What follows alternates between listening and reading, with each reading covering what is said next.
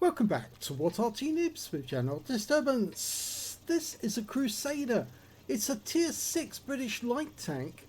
It's located on the northeast spawn of Live Oaks and it's under the command of SlyMeerkat.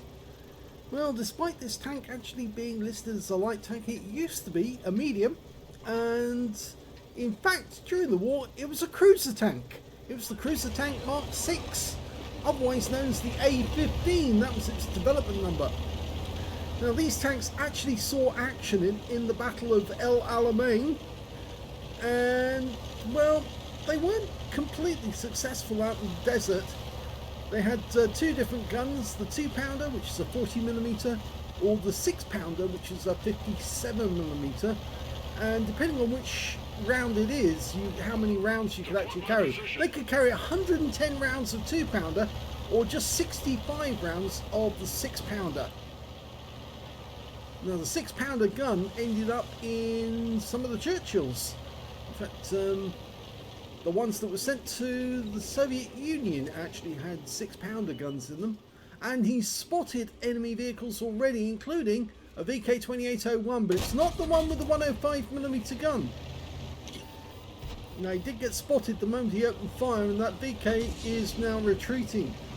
He's done his job, he's found out where the enemy is, and unfortunately for him, we're already at the gap.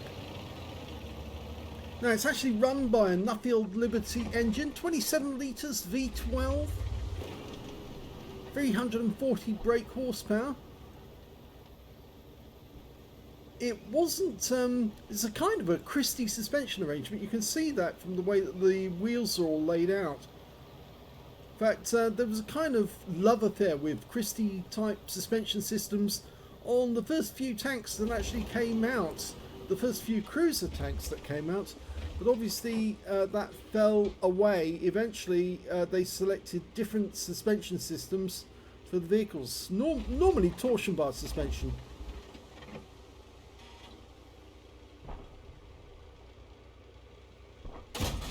That's good.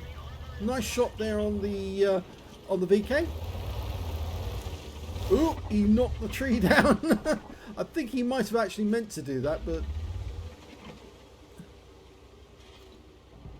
ooh, now our teammate there is taking damage. The T20.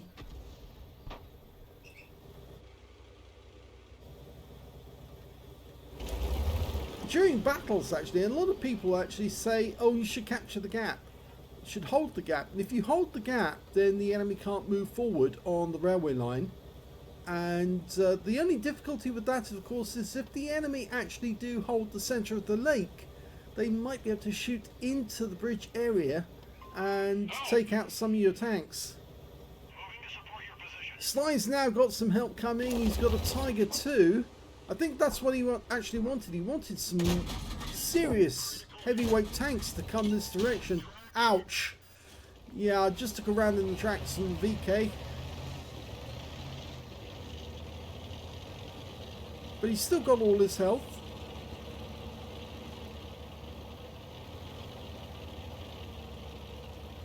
Now this is one of the tanks that actually mostly fired on the move rather than actually stopping to actually take an accurate shot, which a lot of tanks did.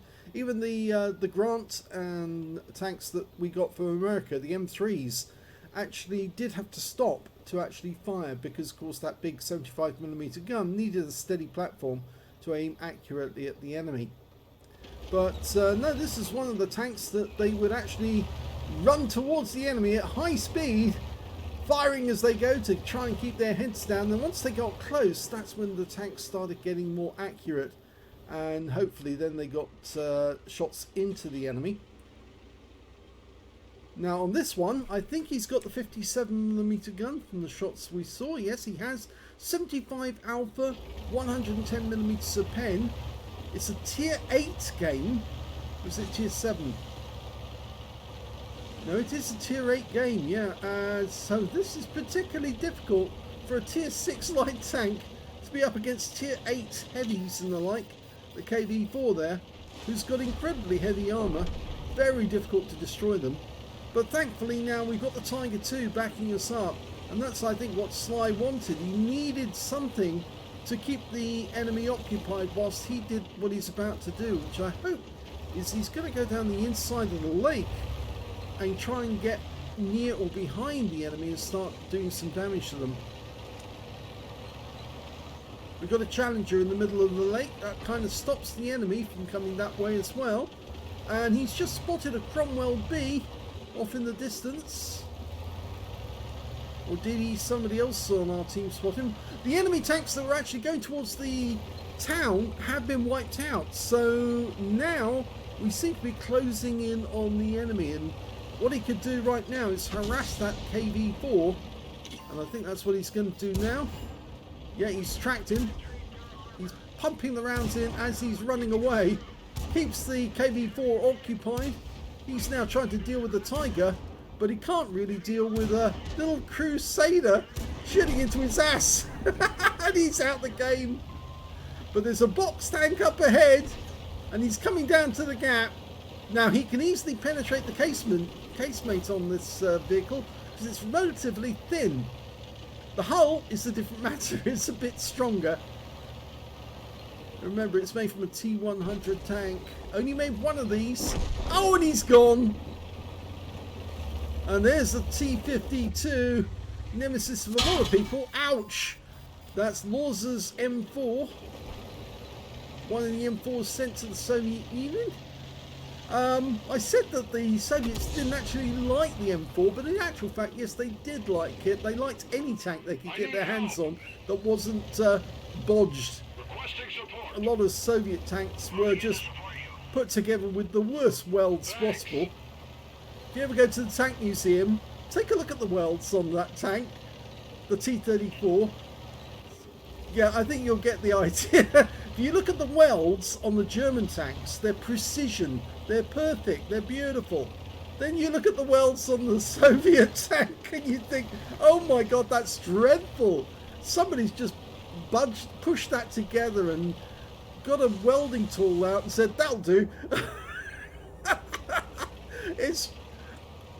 It's one of my things actually. When I look at tanks in a museum like that, I'll look at the suspension, I'll look at the road wheels, I'll look at the welding and see how it's actually put together. Is it really good? Would it actually stand up to a lot of pressure? Or is it one of those tanks that after a while, oh, this is good, he's shooting underneath the wagon. The Lawser won't be able to respond. Well, not easily anyway. And he's got the enemy Arty now. Come on, you can do it. And he's got him. Oh, the enemy Crusader's off in that direction. He might be able to get a Pascucci's. He has got a patrol duty according to this, but you know, sometimes you just don't get patrol duties even though you're supposed to. He's now engaging the Cromwell B, who's obviously being played by an amateur, and he's going after the Arty. He wants that Pascucci's. That's one, two. He's locked on, and I'm using free camera to show this. He's locking on. Now he's going after the M40, M43, but he needs to watch out because that guy... Oh, and he was just killed by the Challenger on our team. But the Crusader... Oh, he got the Crusader! And that's a Pascucci's medal. So who's left? There's only one enemy left. It's an OI. And according to this, he's in the gap. There he is. And Sly has no fear. He's going to go in there. And there's the end of that guy. Arty gets him in the end.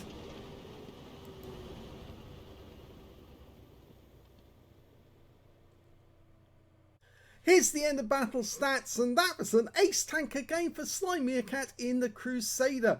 He managed to get a spotter badge for spotting at least 1,000 hit points of damage, a fire effect for doing more damage than hit points for his own vehicle, and he got a couple of epic medals. He got a Pascucci's medal for actually killing 2 enemy SPGs during the game, and he got a Yoshio Tamada's medal, and that's rather rare. You don't often see these because you have to kill 2 SPGs in a light tank, which are at least 1 tier higher than your own vehicle. And so yes, it's very unusual for a light tank to actually take out 2 higher tier arties in one game. Normally one of them will get you, and of course you have to survive the battle as well. So let's have a look at team score. Well, he didn't get the highest damage in this game. That actually went to the 53 TP Markovsky Go. He managed to get 2,637. The second highest damage in the game went to the M4A2, the Lurza's M4, 2,307 hit points. And then after that, it was the M40, M43 on his own team with 1,697. Sly got 1,342, which is not a small amount. There was 2 members of the enemy team who were greater than him, and 2 on his own team, puts him in 5th place. And when it came to base XP, well, not base XP, to kills, he actually had top spot. He had 3 kills in that game. 2 kills went to the Lorraine 15550 on his own team, the AMX 12 ton, the Cromwell B, and the box tank. And when it came to base XP, yes, he's got that one. So he's got 2 out of 3, ain't bad. 1,061 went to SlyMeerkat, 784 went to the Markovsky Go. We'll just call it 53 TP. And 694 went to the Lorraine 15550. 34 direct hits on the enemy, 24 penetrations, 24 direct hits, sorry, and 19 penetrations. Let's get this right. 34 shots fired. 1,342 hit points of damage, of which 68 were done at more than 300 meters. It's not really a long range tank. It's more of a short range, get close and get hits sort of tank. 3 hits received from the enemy, 2 of them penned, 1 didn't. The armor's very thin on this tank, so obviously just about anything that touches the tank's going to go through. He also took 2 hits by way of splash damage from enemy Arty, 110 hit points of damage blocked by armor, 7 enemy vehicles spotted, so that's good for a light tank, 8 enemy vehicles damaged, 3 killed, and 1,967 hit points of spotting assist. He earned 26,163 credits from the game, and after repair and ammunition resupply took away 32,706 credits. 1,061 XP took away 1,592 altogether. So another ace tanker in another tank, another light tank. It's a pity because he used to be a medium, and in fact actually it was quite good as a medium in the game, but really I suppose now Wargaming has decided that this is going to be a light tank, and so you have to play it accordingly. It does actually move like a light tank now, so at least that's one thing. Back when it was a cruiser, a medium tank rather, it didn't move that fast, and it wasn't that flexible. But there you go. If you enjoyed that replay, please give this video a like, do subscribe to our channel, leave a little comment down below because it feeds the algorithm, and thank you for watching.